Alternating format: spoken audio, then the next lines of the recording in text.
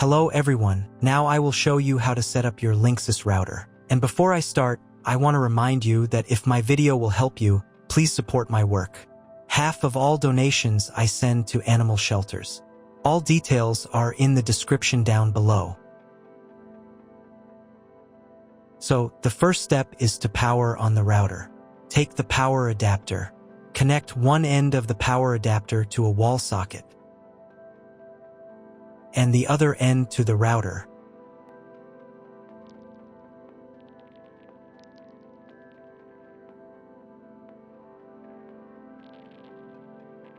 And the other end to the router.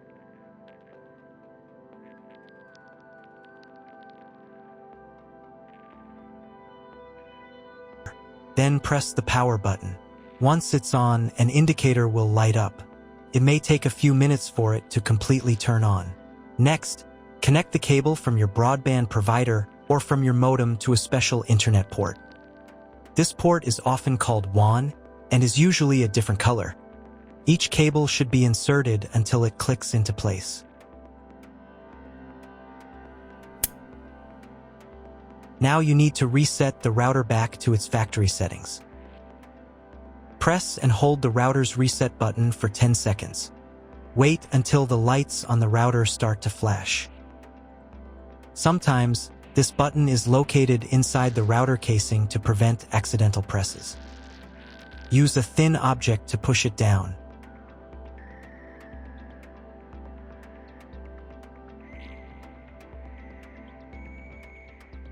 The router will restart, and all the settings will go back to their original factory settings.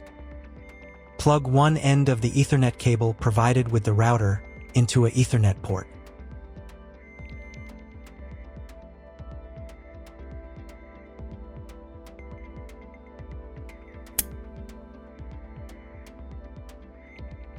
Plug the other end into your computer or laptop's Ethernet card.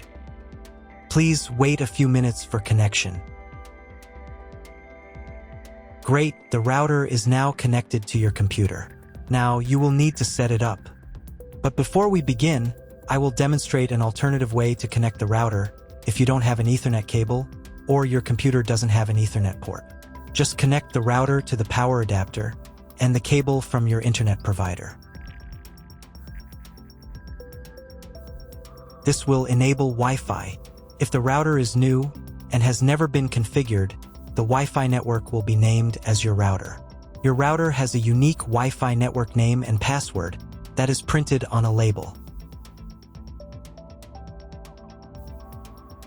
Connect to it. Great job connecting to the router. Now let's move on to the setup process. First, open your browser and go to the URL that you see on the screen. Use the address bar instead of the search bar.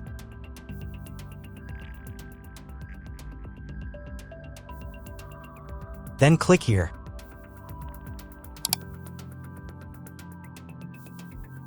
Read NETGEAR terms and conditions and click I agree button.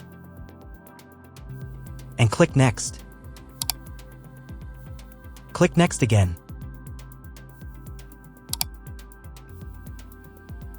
If your router settings do not look like mine, it means that your router has a different firmware. I made a video for every firmware type. You can find all the links in the description down below. The first thing you need to do is set up a new password. The admin password is used to log into your router's web interface. Pay attention to the password requirements. Write your new password in the first field and duplicate it in the second field.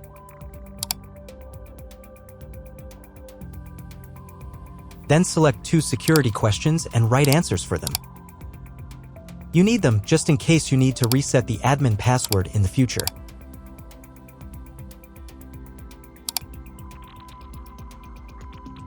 On this page, you can customize your network name and password. Click Next. If your browser does not redirect after 2 minutes, reload the page. On the next page, you will find the information you need to connect to a Wi-Fi network. If you were connected using the preset Wi-Fi credentials, it's time to connect using the new Wi-Fi credential. If you want, you can print them out. Click Next. If the router has not been updated for a long time, the next page may automatically start the firmware update process. If the new firmware is not available, click Next. After updating the firmware, you may be redirected to the NETGEAR website where you can register your router. If you want to, you can do it. I'm just going to close this window because I'm not going to do that.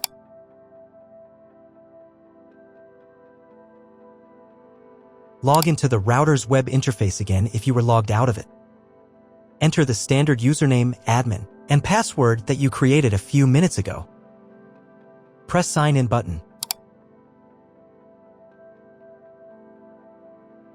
Close this window.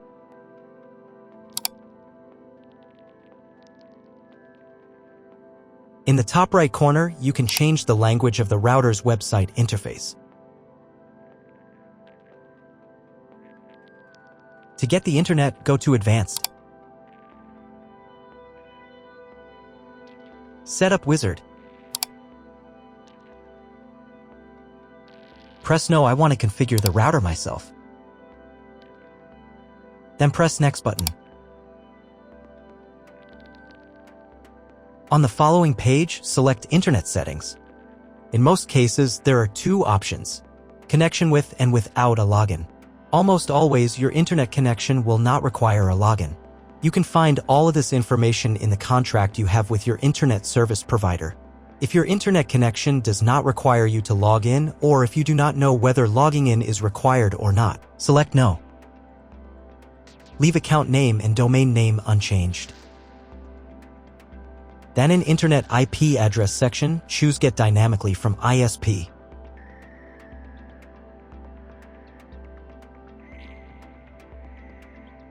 In the DNS section, select Get Automatically from ISP as well.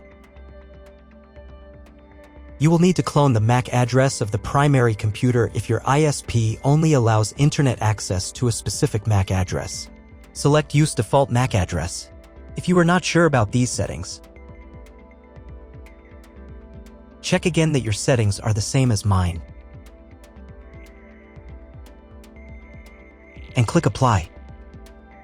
In most cases, it is not necessary to clone the MAC address. But if you can't get the internet connection after quick setup, later in the video, I will show you how to clone MAC address. Now you need to reboot the router. To do this, go to the router's web interface if you were logged out of it.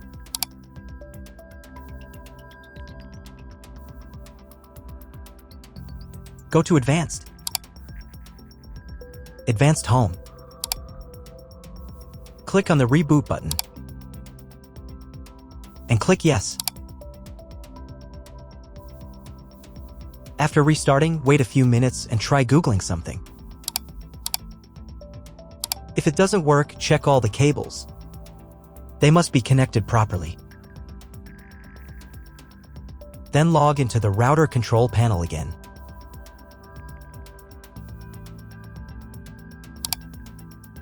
Go to Basic. Internet. And choose Use Computer MAC Address.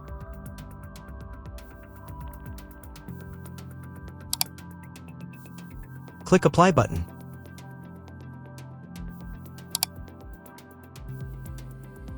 And then reboot router again. Go to Advanced. Advanced Home.